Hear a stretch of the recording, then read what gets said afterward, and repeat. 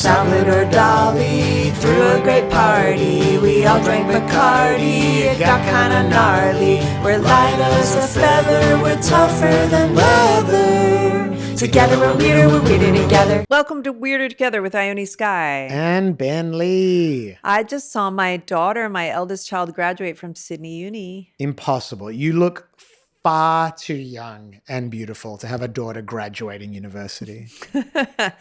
That's why I'm excited about it. Don't you mean your sister? I mean, my sister graduated. Yeah, the first person in my immediate family to graduate from university, because my family and my dad and my mom's side are all like artists, cab drivers. Ah, the old artist and cab driver family tree. Yeah, there's not a lot of university graduates in there. And how does it feel? Has she shifted the future trajectory of this family line? I think so, because now they're all going to fall in line. Then my niece is next. She's graduating from Bard. And yeah, it was a really beautiful graduation. Sydney Uni is a gorgeous school. And I was curious how the Australian college graduation would look like compared to America. And it's like Australia. There was a pomp and circumstance, like this very British, like that someone carried out a scepter. The clothes were very old-fashioned. It had a kind of like a Downton Abbey thing, but very casual at the same time. That Australia casual. Scepter and thongs. Scepter and thongs. That's what I would say. I was very proud of her, and she was just adorable. And it was like, those days you think, well, what does a ceremony mean? And who, I wasn't really thinking this, but she was sort of like, just moved to New York. Should I come all the way back for it? And we were like, sure, of course. And then once you do it, you're like, thank God. And then we went to Tommy's for a dark beer. Is that Polish place in Glen? Yeah, it's like Czech Polish. And they have this amazing sauerkraut and a beer. It was great. And how was it for you hosting Kate's dad being in town and all that? I was just excited to show Sydney off, and he had a really good time. I mean, that New York to Australia flight is kind of my kid who graduated, she doesn't mind. She's young. She sleeps the whole flight because when you're young, you get that sweet, sweet, sweet sleeping abilities. But he was like, that was a long trip. Yeah. You got to break it up with LA, but I think he went straight through. Yeah, but he had a great time. Yeah, he did have a good time. He had 2 visits to the Opera House in 6 days. He saw Beck. We're going to see Beck in Melbourne. Yeah, Beck hooked David Netto up with tickets, which is very nice. So he saw Beck at the Sydney Opera House. He loved the Sydney Opera House, loved Beck. And then he saw Romeo and Juliet Ballet. And we just, we wined and dined, and we took him to Cairo for some Egyptian food.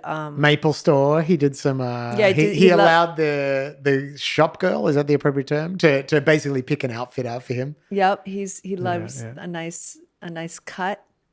And we had a really lovely time, and we're great co-parents. Yeah, that's true. I really do. I think at moments like these milestones in like your kid's education, like you really do have to share it's just so rare the way you guys have been able to co-parent and get to these spaces basically at peace. Yeah. You know what I mean? It's like, it's a very big deal. And these milestones are interesting when like parenting, they say the hardest, best gig out there. Like it's so hard, and it's hard as parenting adult children and teenagers is a whole different kettle of fish.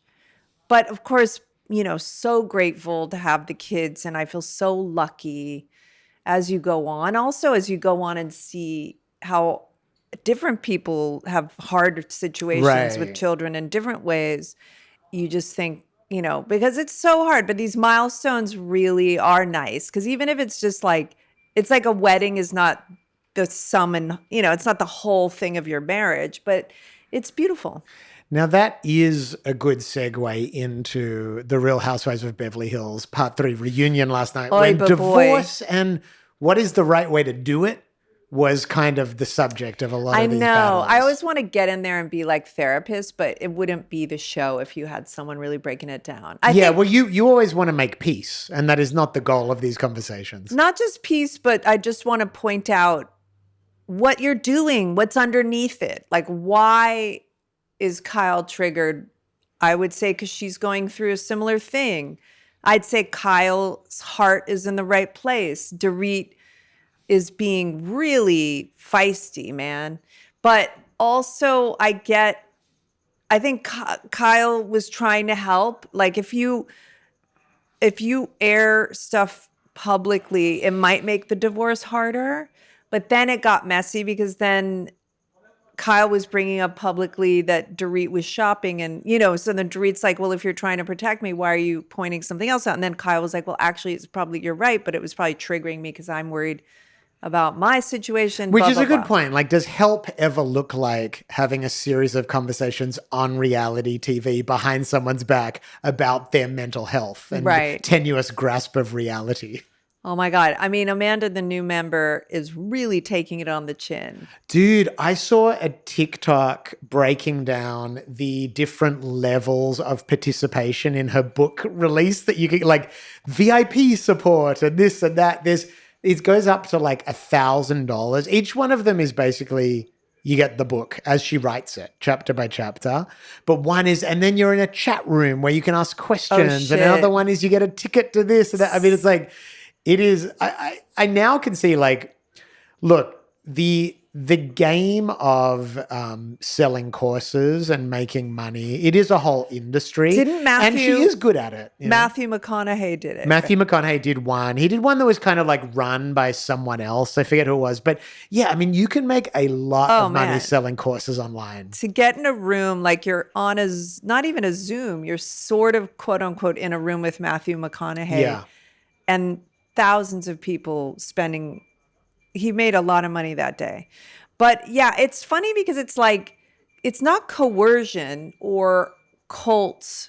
It's not a cult situation it's so interesting with consensual adults deciding to do something. When is it dodgy versus illegal versus, it's like there's lines that, yeah. You know what I mean? There's obvious ones that are, coercive adults, two adults. Yeah, it just gets gray area. I mean, well, there's a lot of things that aren't illegal, but they leave a bad taste in your mouth. Sure. So it's like Bo's on the show. If you guys don't know The Real Housewives of Beverly Hills, I'm sorry if this is boring. Bo's is great. She's really giving it as, she's really doing her thing on the show. As a new member, she's going there and she's great. But she's very rubbed the wrong way by Amanda. And Amanda just has a personality that's sort of annoying people. Kind of like that other guest who definitely didn't make it, the other woman who is the wife. She's divorcing, but she's the Natalie? Wife of the guy who started not Crystal. America's Top Model. No. Not America's Top Model. Not The Voice, but she was the woman who was talking about getting a full release after a massage. Oh yeah, Natalie, I think. Her husband started. I don't know. I didn't catch that. Oh, he started not The Voice, but he started he's very wealthy. Okay, he started a big reality conglomerate thing. Anyway, but people were really not excited about her. Do you ever think if you were to take part in The Real Housewives, what would your strategic approach be to the game? I probably would be like the Jennifer Tilly, and now Kathy Hilton sometimes really brings it at one time where she had the fight with Lisa in wherever they were skiing. Aspen. And she got drunk or something and it was like a whole thing. They really tried to shut the door on that one. So you would go for that? You'd go for the drunken racist tirade approach? No, I'm saying apart from that, Kathy is just comic relief as well as Jennifer Tilly. I would probably hope for that, but comic relief is a good role on a reality show. Yeah, I mean, the heat's off you, yeah. Yet you're bringing value.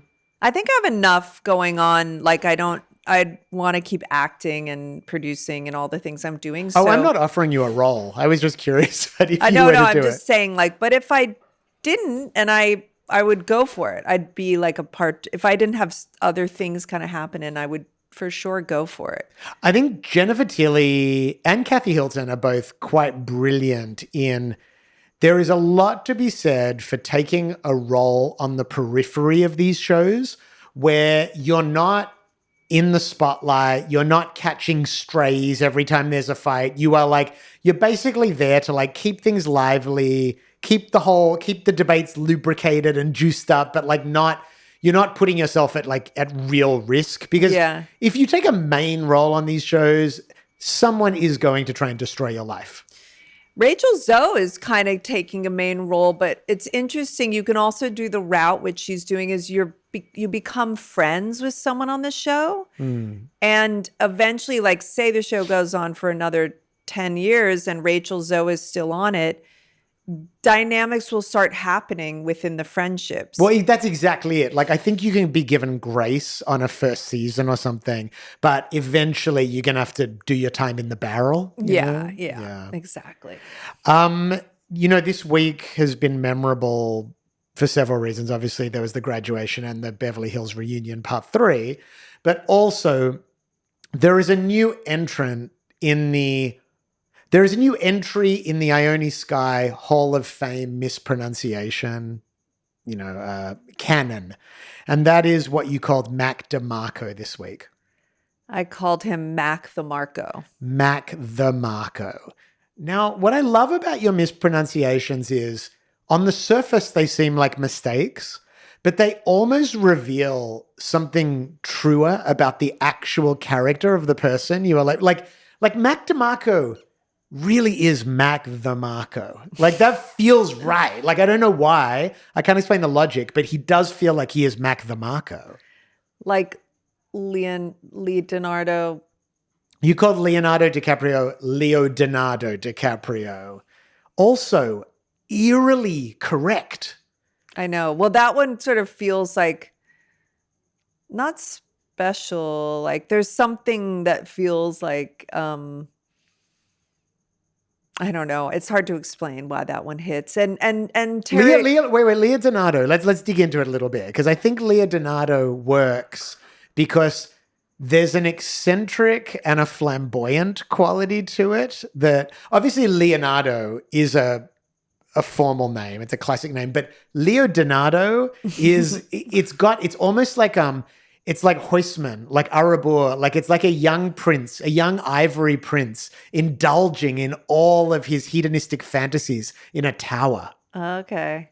And Trent Reznor, who you called Terry Reznor. Now, Trent Reznor really is a Terry. Like, my feeling is that is a Terry, if I've ever seen a Terry. Yeah. He's in there, he's working on the computers in the back room. Yeah. Got a few screens, gaming chair. That's a Terry. Yeah. He needs to relax sometimes. Trent is too cool a name for him, I think. Yeah. It's harsh and cool. He needs to relax. So you were out near Alice Springs? I was in Alice Springs. I had a really great weekend. I'm off around the country every weekend, and this weekend I played Darwin, Alice Springs, and then went down to Port Lincoln, South Australia. And I was nervous about going to Alice Springs. I performed the night after the vigil for Kumanjayi Little Baby, who's the little girl who was murdered, and it's really devastated this community. And as an entertainer, it's always like a little tricky to read the room and go, am I going to be helpful by going to play, or is it like an inappropriate time to put on a concert and stuff? But it was amazing. The Green Mayor, Asta Hill, came out and she was like conducting the audience during We're All in This Together. And there were a lot of people from ABC journalists and people who'd been kind of on the front lines, like really like just exhaling and bonding together and crying. And it was very powerful. And it was strange because like we're all in this together in a song, in a moment where that song is not needed. It feels trite and it feels corny, but it is kind of amazing to feel at a time of real community need. That song is good medicine. And it was just really nice to remember, like, music can't solve the world's problems, but it can offer comfort to people. And I was just happy that I did go, and I went and I played and everybody came together, and it felt really special. It's very, music is very helpful. It helps people through very hard times. Yeah. People often feel so grateful for Any kind of art, but yeah, music, and it can really bring people through hard times. And I want to take you there. It does, it's called the Red Center. Like it is. And the Gap. Simpsons Gap was, I went out there. It was just Looks like, beautiful. Looks like Zion, like in Utah. But it does feel like you're at the heartbeat of Australia. Like it feels like whatever this strange, beautiful country is, whatever's concentrated right there in the middle is powerful and beautiful and authentic. And it made me think I want to take our family there soon to experience it. I want to go. Yeah. I wanted to shout out friend of the pod, Lauren Meisner from Centennial World, who's created a really fantastic platform called Spawn Studio. And the goal of it is, our podcast's up there, and the goal of it is that it's a place where advertisers with either small budgets or just wanting to experiment with podcast advertising can connect with smaller podcasts and more niche podcasts. So the example I've always thought is like, if I was putting out an album in Australia, which I do, I'll put out an album, advertising, say like $500 budget on a podcast like ours, that would actually be really smart advertising that would really like connect with a direct audience that would value knowing about that thing.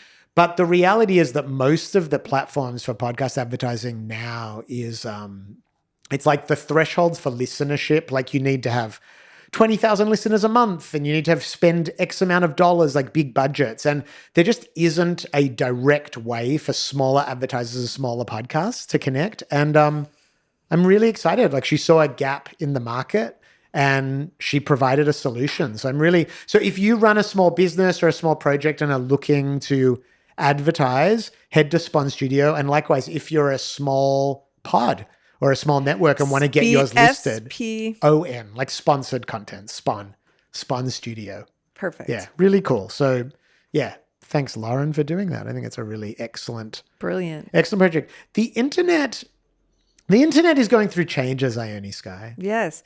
Oh yeah, it is. So the internet is now, instead of being aesthetics and only like funny, cute things and aesthetics and maybe dancing, there's a lot of, what's it called? Like, so the theory is that we're moving towards an expert economy. Okay. So influencers are doing better who are experts in their field. So it's becoming almost like a place people go to learn stuff as opposed to just to be entertained. Yeah, I'd say I'm getting more expert stuff because it can be even in the form of like, how do you get Margot Robbie's flat body by doing these Pilates stomach things, or flat abs, or is the whole body flat? And how, like, do you want to know what the ER do if you're having a panic attack? Yes, I do. So what they do, if you do want to know, is I do. Instead of saying like, calm down, or what are you worried about, or what are you panicking about, they say like, look what's in the room. Tell me what you see. So it's like sort of brings you out of, by grounding you in the room and telling, that's for example of like, this is the information thing that's coming on Instagram and TikTok and stuff like that. So in this moment, are we experts in anything? What could we... Oh, you and I? Yeah, what could we claim expertise in? Well, I mean, expert is the word, like, for example, like that's, I would say expert is used loosely. Like when I think expert, I think like somebody. I would say with us, it's definitely used loosely. Yeah. So I think expert content could be a loose thing. So, Okay. But yes, we know about socializing in Sydney. Yes. Socialites. No, we know about like what's happening around town in certain cities. Cultural experts. We like cultural expert in quotes. I say we are also experts in Parenting. cultural survival. Cultural survivor. The fact that each of us is like, that Yes. we've survived for 3 decades in the fringes of like alternative and mainstream culture is a feat. Sure. That's our and expertise. parenting and marriage, like, but loosely, expert in quotes. Do you feel like an expert in parenting? You are, I think, more than me. I mean, I guess I would say I have a take. Like, yeah, I have a take. You going to share it? I have a hot take. It's very hard and very rewarding. But You're really great. You have No, a I do. real soft spot for babies and toddlers. I mean, that's like you are like an expert with that. I think when they become teens, you get a little more overwhelmed, right? I do. I was thinking the other day that I'm like, I always think of myself as being the sweetest, nicest person, but I'm kind of selfish in the weirdest way. I'm very good with babies and toddlers and animals, and like when something is kind of captures my childhood imagination. And don't forget old people. I'm pretty good with old people. You're amazing with old people. But yes, but I'm kind of selfish in the, middle years with people. No. Yeah, teenage is like, oh my God. I think I was just like prepared for how hard it is with babies and kids. And then I don't know, something about the teen stuff, like obviously it's going to be hard, but I just was sort of like, oh, okay, I'm done now. I don't, maybe because I was like working and I kind of moved out early. So I sort of was like, wait, I still have to like do things for you. But the emotional stuff you still have to do. Sure. And it's almost, it's always been hard for me. Is it just teens, or is a run-of-the-mill adult interesting to you? Or do you feel resistant to that? I'm very not superficial, but I like, if something's captured my imagination or I think it's going to help me, somebody, I'm like there for it. Right. But I do get selfish when I'm not on board with something, and I'm just resent, like, what am I doing here? Are you on board with Robbie Williams having Tony Iommi from Black Sabbath as a guest on his new album Britpop? I am, because if we hadn't been married and I'd married Tony Iommi, I would be Ione. That would be amazing. So I always felt like a connection. While I'm glad that you ended up with me, I'm glad for me, I would probably take one for the team. And, I don't know, like if that opportunity really presented itself for you to become Ione, it'd be hard for me to pass up. I wouldn't stand in the way. I know. That would be really good. Yeah. I was looking at the last name. Oh, one of the kids who graduated from Sydney Uni, the last name was Lee, but it was spelled Leigh. Do you mind if I change the spelling of our last name? It does feel, well, yeah, it's more like it veers away from the, like that type of Lee is more, no, it's more, it feels like a more British rather than like, I get, our name often is like the same spelling as like the Korean. Careful. Careful. No, I think it just, Lee. Maybe that's why I'm an Anglophile. Sorry, I shouldn't be. It's bad. I know, colonialism. But I do love names and letters. It's okay. I think you can be infatuated with the positive aspects and aesthetics of darkness. And also Asian. Without being a full supporter. Exactly, the dark like arts. with Donald Trump. I love the red hats. Can't deny it. Gotta love a red hat. I love the color red. No, but Lee just felt lazy. Like, also, it's not Asian. Like, it's not rude to say I'm steering away from Asian because Lee, sure, there's a lot of Lees in the world. There's a lot of Lees last name who are Korean, but I would say it's not a classically Korean name. Like, no, you do. You meet them. But it sort of feels like Lebowski. Let's just make it Lee, Lee. Totally. I'm excited to take a little romantic trip with you. To you too. Little romantic trip with you down to Melbourne tomorrow. Were you about to play the guitar? In response to the Cajon. We're going to go see Beck in Melbourne, which I'm like so excited about. We have such a long. Ben just grabbed for the people who are not watching this whole thing on YouTube, he was about to just pick up a guitar and start playing halfway through the podcast. But I first met Beck while I was making Grandpa Wood in Chicago. Rebecca Gates, who sang on from the Spinanes, who sang on Pop Queen.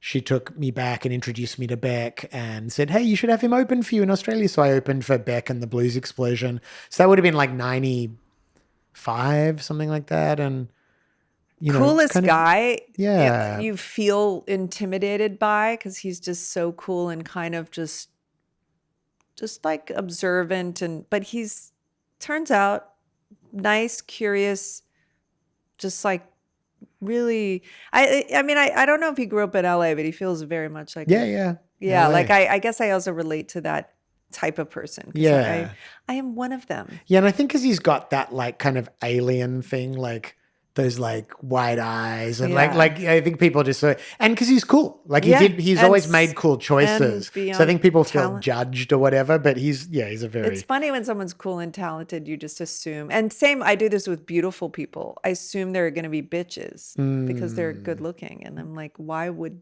they? totally. Well, I guess the theory is that they don't have to try hard, and they're not going to be humble because there's a truth to that. Like I notice when I'm down and out inside and things are maybe not going my way, I'm more humble, more grateful for the care of the kindness of strangers and my friends. And when I'm on top of the world, I'm a little more like, I don't really need you. So there's some truth to that. Of course. I mean, famously, there's that saying that like, everyone's left wing until or whatever, like a Democrat until they have money and then they become Republicans. It's right. Because, so when you have nothing to like protect, you feel more generous. Yes, exactly. This is like a human truth. Yeah. But that's why people, I think, like working with special needs or something or other, because there's like something like a realness that people really crave. Yeah, totally. There's been a lot of criticism of the ABC this week about the fact the ABC didn't get schmuck insurance on their deal for Bluey with the BBC and then consequently with Disney. It blew up with merchandise worth hundreds of millions of dollars. And there's a fair criticism that a good deal would have allowed for even retaining 1% of the merchandise rights, because that's worth tens of millions of dollars now. But I don't know, for me, it's brought up a lot of interesting thoughts about the role that the government is meant to play in the arts in Australia, I mean, you've like, as someone who's now been living in Australia for the last couple of years, what's your perception of the way like the government, the role they play in the arts and media? My perception, like whether it's the development of film or music and grant culture and all that, Yeah, I think that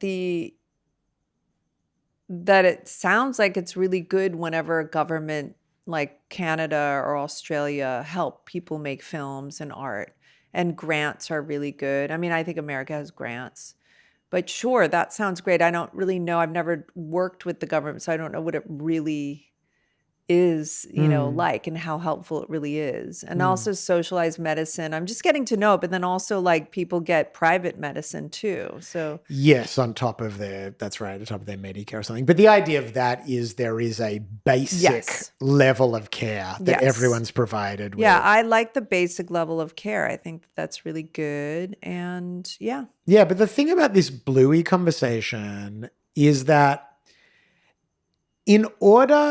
there's people coming out saying the ABC should have maintained 100% of the rights to Bluey and it would have been hundreds of millions of dollars coming into Australia. In order for the ABC to maintain 100% of the rights, you would need to have a government capable of completely funding and underwriting all of these artistic projects. And what annoys me about that argument is that the same people making that argument, critiquing the ABC, are people that want to cut arts funding and cut ABC funding. So you can't have both. Yeah. Like, in order to have hugely successful projects that the government has not gone into co-production agreements with other countries, you have to be investing more taxpayer money into the arts. And I love that idea. I mean, I think that's a great idea, but I just don't think that's where the country's actually going. Yeah. But I don't know. It's really interesting that like you also think about when the government is funding arts projects, is it their job to think about commercial success of them, or is it their job to just think about creative value that they bring to society? Yeah, you know what I interesting. mean? Yeah, it's like kind of reminds me of divorces, like when people get royalties and I don't know. Yeah, and exactly, or you get like sometimes you can get. I was sort of not offered, but brought up with my divorce from Adam and the Beastie Boys. Like, do you want a cut of the royalties? And I was like, I'm not a Beastie Boy. Like, I don't think I should. And we don't have a child together, so it's not a way to like get another sort of form of getting out, whatever child support. Yeah. So I don't know. It just didn't seem appropriate. Yeah, because if the government starts thinking like a private investor and evaluating all projects on how much money they're going to bring back into the country, it radically changes the criteria for judging what type of projects get funding. Yeah. I understand there should be a basic need for like things have some commercial component to them where they're not going to hopefully like lose a ton of money. But I don't know, it's a complicated idea thinking the government's not like a sovereign wealth fund that's trying to like multiply itself by investing in like these massive ideas. Anyway, just something, it's been thinking about it. This weekend, I'm playing in Chatswood at the Concourse. Mm-hmm. People can come see that. That's the closest one to Sydney, maybe this year. Oh, cool. Or maybe at least for this part of the fun. year. We're going away and seeing Beck, but I'm so used to seeing you everywhere. I know. For me too. It's going to be fun. Just like go to a gig. Just relax. And what else? I'm excited to see you though, because it never gets old. Thank you. Not like me. I feel like I'm getting old. Beautiful thank babies. You. Yeah, thank you, beautiful for babies. Tuning in. We'll see you next week for more this and that. And the other. Don't forget the other. Goodbye. Bye. Together we're weirder together.